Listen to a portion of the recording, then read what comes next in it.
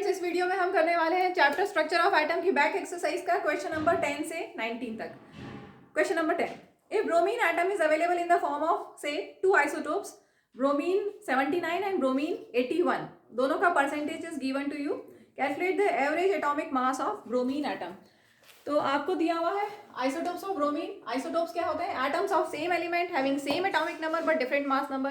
तो यहाँ पर same atomic number 35 and different mass number 79 and 81। ठीक है, तो जो ब्रोमीन 79 है उसका कितना परसेंटेज है? 49.7%। एंड ब्रोमीन 81 का कितना परसेंट है? 50.3%।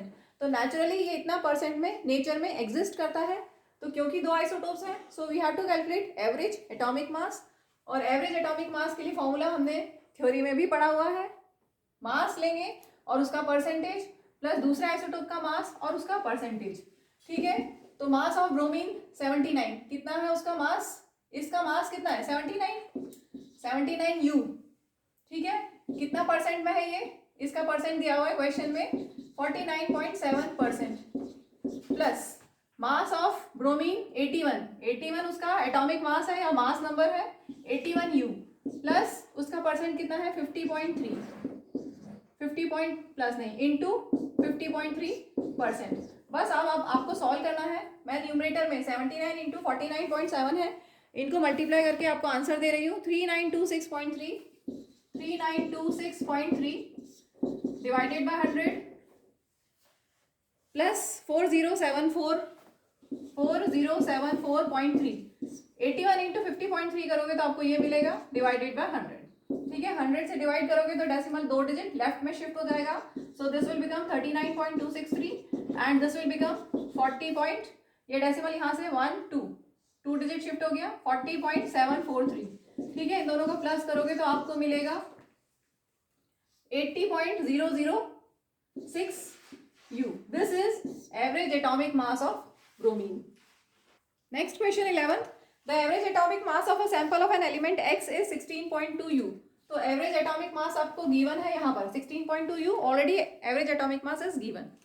What are the percentages of isotopes X16 and X18 in the sample? तो आइसोटोप्स क्या होते हैं? अभी जस्ट बताया था, atoms of the same element having same atomic number but different mass number. तो एटॉमिक नंबर सेम है 8 और मास नंबर 16 एंड 18। ठीक है, तो अगर दो ही आइसोटोप्स हैं उसमें से 100 में से अगर एक x% है तो दूसरा कितना होगा? 100 माइनस एक्स। ठीक है, ऐसा सोचो कि अगर सपोज कोई एक आइसोटोप 40% है तो दूसरा कितना होगा? 100 माइनस 40 60%। ठीक है, तो बस वही कंसेप्ट लगाना है हमें। Let percentage of isotope X16 be x, तो परसेंटेज ऑफ आइसोटोप X18 कितना हो जाएगा? 100 माइनस एक्स। ठीक है, अब एवरेज एटॉमिक मास कैलकुलेट करने के लिए जैसा हमने प्रीवियस क्वेश्चन में यूज किया था वही same formula, atomic mass into its percentage, atomic mass of X16 into its percentage plus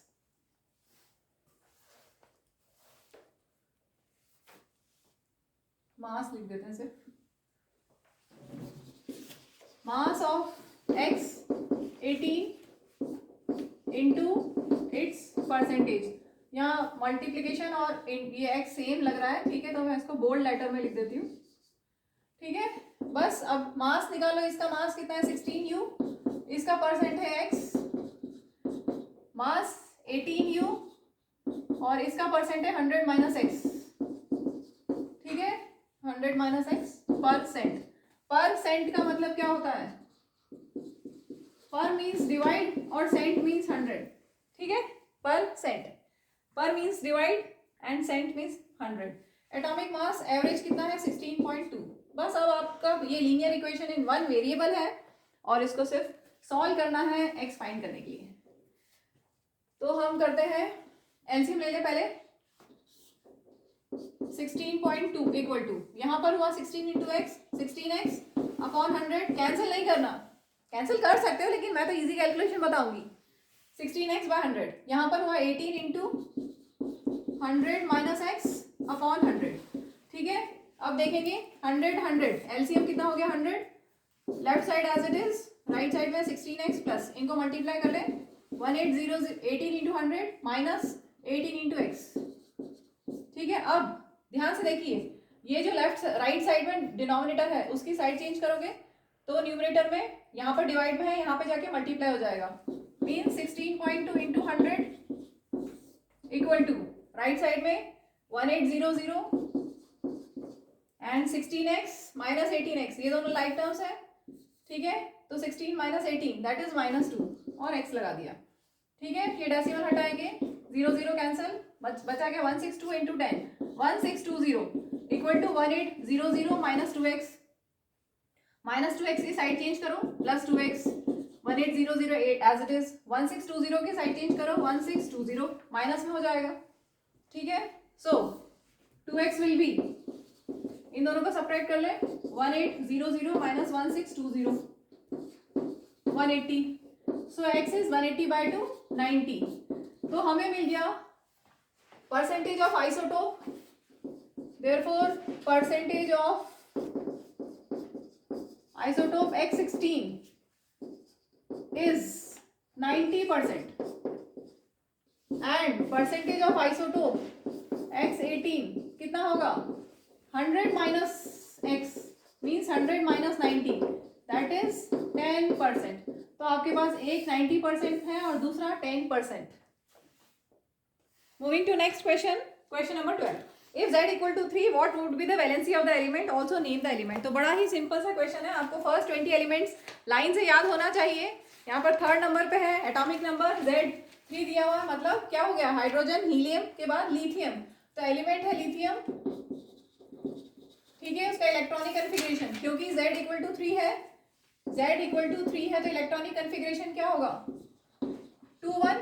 first shell में, क्योंकि फर्स्ट शेल, ये जो शेल्स होती हैं KLMN शेल्स, फर्स्ट शेल की मैक्सिमम होल्डिंग कैपेसिटी 2 है, सेकंड शेल की मैक्सिमम होल्डिंग कैपेसिटी 8 है, लेकिन यहाँ पर 8 इलेक्ट्रॉन्स नहीं, हमारे पास तो टोटल ही 3 इलेक्ट्रॉन्स हैं, क्योंकि Z दिया हुआ है 3, तो वही नंबर ऑफ प्रोटॉन होगा, वही नंबर ऑफ इलेक्ट्रॉन होगा, तो इलेक्ट्रॉन्स 3 है, तो इलेक्ट्रॉनिक कन्फिग्रेशन क्या होगा, 2 1।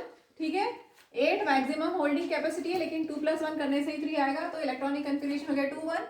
Number of electrons outermost shell में कितने हैं, 1, सो वैलेंसी विल बी 1। अगर नंबर ऑफ इलेक्ट्रॉन्स 4 से ज्यादा होते तो वैलेंसी कैसे निकालते, 8 माइनस करके। ठीक है, next question, question number 13। Composition of the nuclei of 2 atomic species x and y are given as under, ये आपको सब गिवन है। You have to give the mass numbers of x and y and relation between the 2 species. जो हमारे पास species है वो है x एंड y। देखिए, नंबर ऑफ प्रोटॉन्स आपको दिया हुआ है x का 6 और y का भी 6। नंबर ऑफ प्रोटॉन्स सेम है, नंबर ऑफ प्रोटॉन सेम है मीन्स क्या हुआ, प्रोटॉन्स अगर सेम है दैट मीन्स इनका एटॉमिक नंबर सेम है। ठीक है, एटॉमिक नंबर सेम है, और नंबर ऑफ न्यूट्रॉन्स डिफरेंट है। अब नंबर ऑफ न्यूट्रॉन्स डिफरेंट है, या फिर हम बोलेंगे कि मास, पहले चलो मास नंबर कैलकुलेट कर लेते हैं। इतना क्लियर हो गया, प्रोटॉन सेम है मीन्स Z सेम है, that means atomic number same है। मास नंबर क्या होता है, मास नंबर होता है sum of number of protons and number of neutrons, that will give you mass number। क्योंकि न्यूक्लियस में प्रोटॉन्स एंड NuCleus, न्यूक्लियस में प्रोटॉन्स एंड न्यूट्रॉन्स होते हैं, तो इन दोनों का सम करोगे तो that will give you mass number और एटॉमिक मास। ठीक है, तो x के लिए प्रोटॉन्स और न्यूट्रॉन्स का सम कितना है, x के लिए प्रोटॉन्स और न्यूट्रॉन्स का sum 6 + 6 12, so mass number of x is 12। ऐसे ही y के लिए देखेंगे, number of proton 6, number of neutrons 8, so mass number is 14। ठीक है, यूनिट भी लिखते हैं हम, U is unit, atomic mass unit होती है एटॉमिक मास की। अब देखो, मास नंबर डिफरेंट है और Z सेम है, Z सेम और A different, A means mass number, तो रिलेशन क्या हो गया, इन दोनों का रिलेशन क्या हो गया, atoms of the same element having same atomic number but different mass number are isotopes। ठीक है, लिख देना, atoms of same element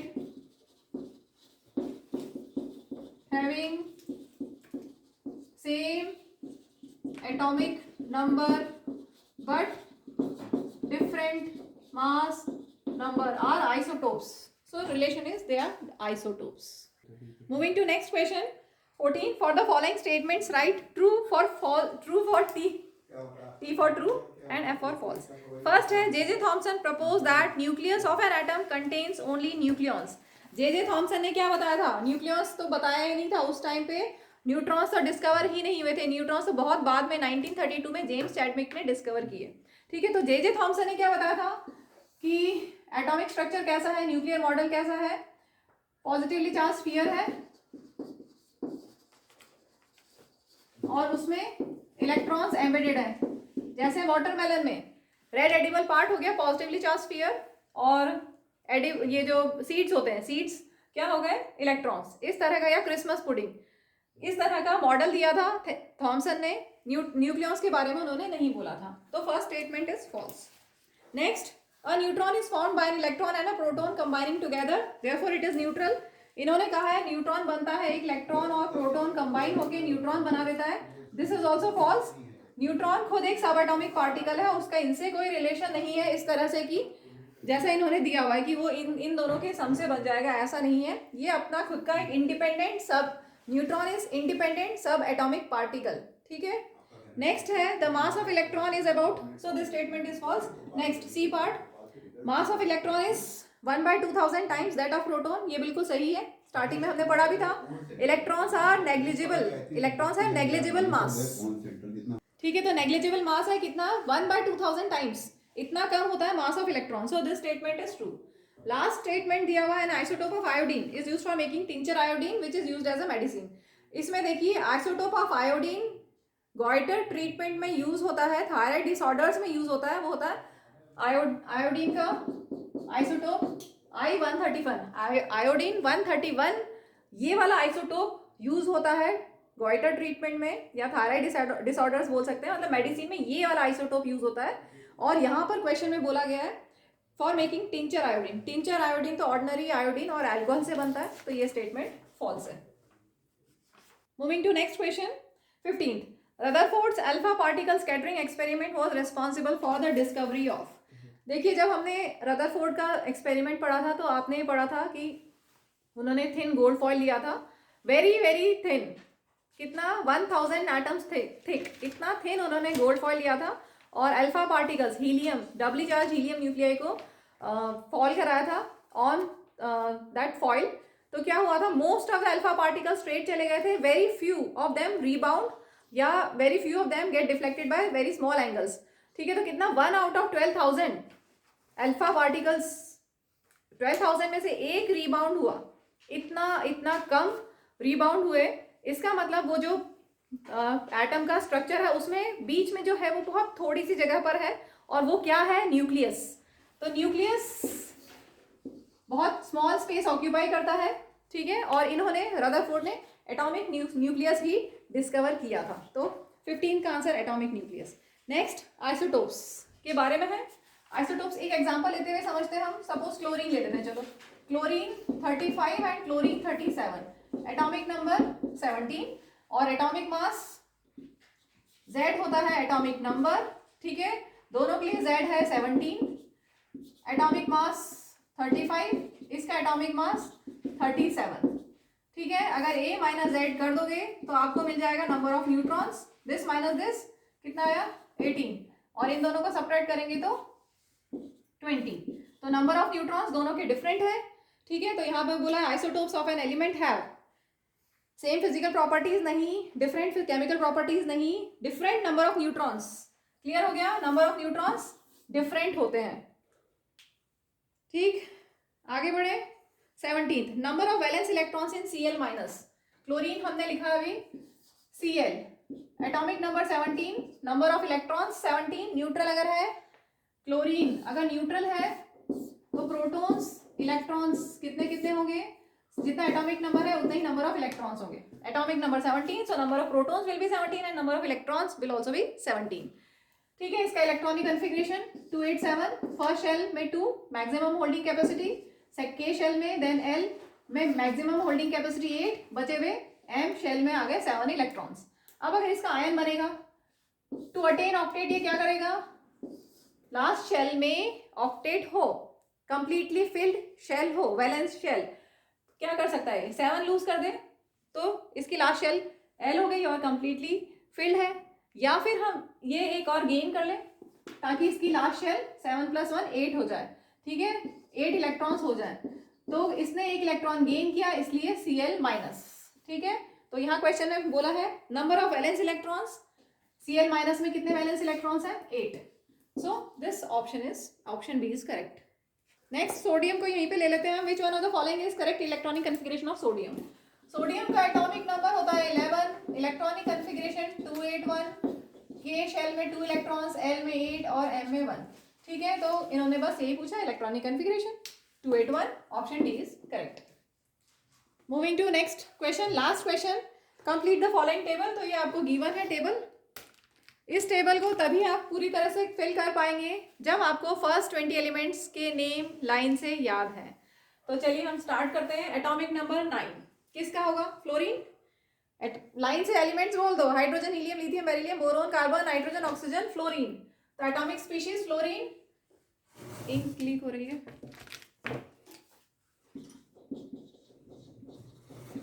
ठीक है। और यहाँ पर एटॉमिक नंबर जितना होता है उतने ही नंबर ऑफ प्रोटॉन्स होते हैं, और न्यूट्रल अगर है तो उतने ही नंबर ऑफ इलेक्ट्रॉन्स भी होते हैं, ठीक है। और मास नंबर कैसे निकालते हैं, mass number A that is equal to number of protons plus number of neutrons, protons and neutrons 9 + 10 that is 19, ठीक है, ये हो गया। नेक्स्ट एटॉमिक नंबर 16 ऑलरेडी दिया हुआ है सल्फर, ठीक है।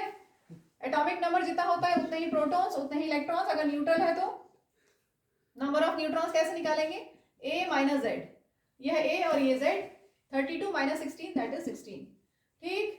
नेक्स्ट प्रोटॉन्स दिया हुआ है आपको 12, जितने प्रोटॉन्स होते हैं उतना ही एटॉमिक नंबर होता है, ठीक है। और 24 - 12 करोगे, a - z करोगे तो नंबर ऑफ न्यूट्रॉन्स मिल जाएंगे, और इलेक्ट्रॉन्स उतने ही होते हैं जितने प्रोटॉन्स है अगर न्यूट्रल है तो। 12 एटॉमिक नंबर किसका होता है, मैग्नीशियम का। फर्स्ट 20 एलिमेंट्स नाम लाइन से याद होना चाहिए। नेक्स्ट है मास नंबर और protons. Protons 1 means atomic number 1, atomic number 1 means hydrogen. Hydrogen अगर न्यूट्रल है तो हाइड्रोजन में 1 इलेक्ट्रॉन होते हैं, ठीक है। मास नंबर 2 दिया हुआ है तो a - z करोगे तो नंबर ऑफ न्यूट्रॉन्स मिल जाएंगे दैट इज 1, 2 - 1 दैट इज 1, ठीक है। इसके बाद नेक्स्ट प्रोटॉन्स 1 है, इसका अंदर एटॉमिक नंबर 1। अगर एटॉमिक नंबर 1 है इसका मतलब ये तो हाइड्रोजन तो है, एटॉमिक नंबर 1 मींस हाइड्रोजन, ठीक है। और साथ में इन्होंने दिया मास नंबर 1, मतलब ये है प्रोटियम, ठीक है। प्रोटियम, हाइड्रोजन के 3 आइसोटोप्स होते हैं ना, protium, deuterium, tritium. Protium H11, H21 होता है ड्यूट्रियम और H31 होता है ट्रिटियम। अब देखो ध्यान से, एटॉमिक नंबर 1 तो ये हाइड्रोजन का ही स्पीशीज है, मास नंबर 1 और a - z करोगे तो नंबर ऑफ न्यूट्रॉन 0 भी है। यहाँ पर इलेक्ट्रॉन 0 दिया है, इलेक्ट्रॉन्स 0, इसका मतलब इसके पास, प्रोटियम के पास जो एक इलेक्ट्रॉन है, प्रोटियम के पास एटॉमिक नंबर 1 और इलेक्ट्रॉनिक कन्फिग्रेशन अगर देखोगे तो 1, फर्स्ट शेल में एक इलेक्ट्रॉन, ठीक है। और यहाँ पर इन्होंने बोला इलेक्ट्रॉन 0, इसका मतलब इसने वो इलेक्ट्रॉन लूज कर दिया है, और इलेक्ट्रॉन लूज कर दिया है मतलब H+ बन गया, ठीक है। इलेक्ट्रॉन लूज करते ही प्लस हो जाता है H+, अगर गेन किया होता था माइनस होता, तो इसने इलेक्ट्रॉन लूज कर दिया है इसलिए H+, क्योंकि इलेक्ट्रॉन 0 बोला है इसलिए, क्लियर। अगर इसी में लास्ट में नंबर ऑफ इलेक्ट्रॉन्स 1 होता, सपोज आपको यहाँ पर 1 लिखा हुआ होता तो ये सिर्फ H होता, प्रोटियम, H11 वाला प्रोटियम होता, ठीक है, क्लियर हो गया। अगर 1 इलेक्ट्रॉन होता और 1 प्रोटॉन है, 1 इलेक्ट्रॉन है, 1 प्रोटॉन है, 0 न्यूट्रॉन, ये सब कुछ, तो ये प्रोटियम होता।